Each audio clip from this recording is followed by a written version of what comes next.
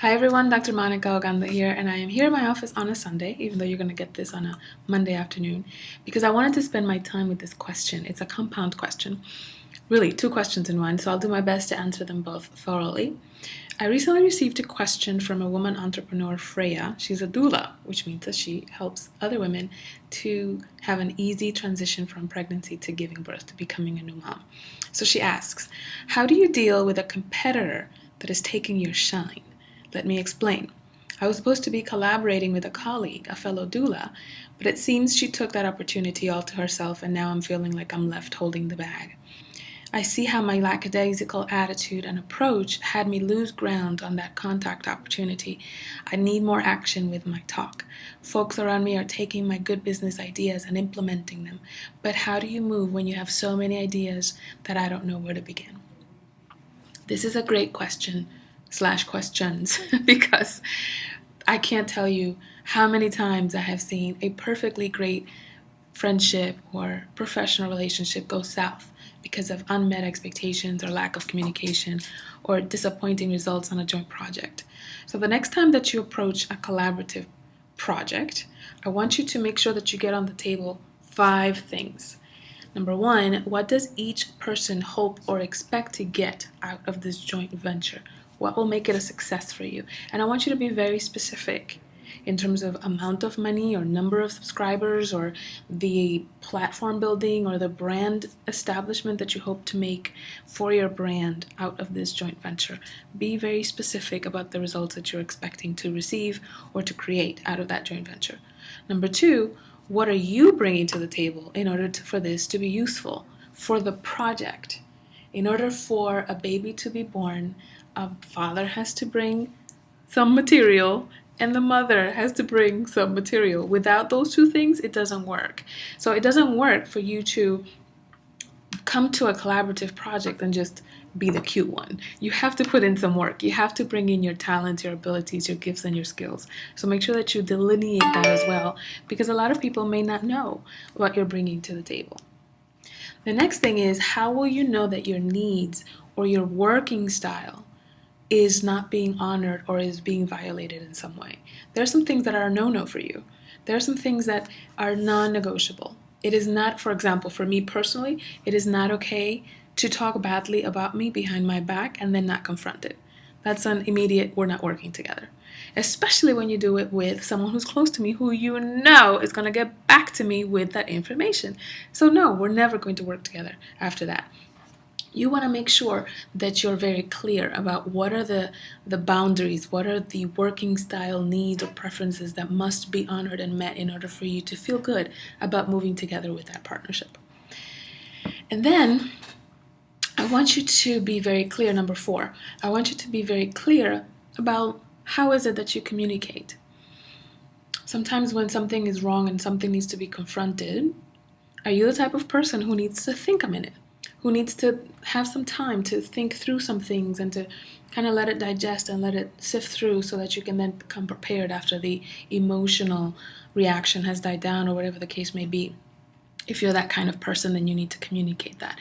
Conversely, if you're the kind of person that likes to meet it head on and you want to talk about it now, you have to be honest about that too. There are some people who don't work that way. And just because they don't work the way that you do doesn't mean that they're doing it wrong. So you need to, be thoughtful about that. And then number 5 and final one is, when is it time to call it quits and still remain in a state of grace?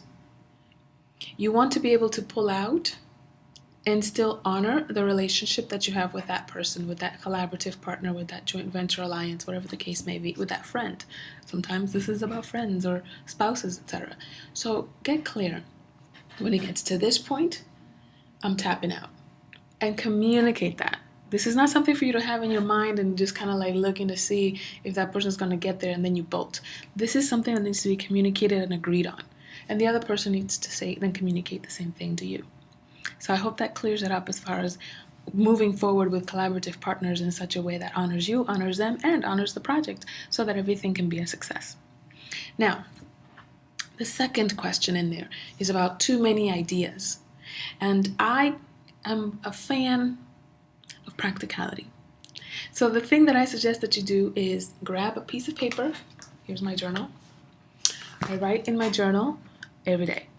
And when I write in my journal, it's just a brain dump. I'm just dumping all the thoughts and all the ideas and all the projects and all the to-dos and all the incompletions, all of those things that you have in your mind that for some reason you feel preoccupied but you don't know why. It's because you haven't articulated them. So use a piece of paper and a pen to actually write down all the things that you have on your mind as far as moving forward with a project, moving forward in your business. What are some of the ideas that you have? Some of the projects that you want to take on? Some of the divine downloads that you may have received in meditation or driving through the woods and all of a sudden you got a perfect idea that you want to implement. What was that again? You have to write it down.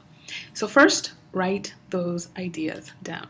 The second piece is you break them up into all the subtasks or all the steps that it takes to accomplish it, and then put a deadline for each of them.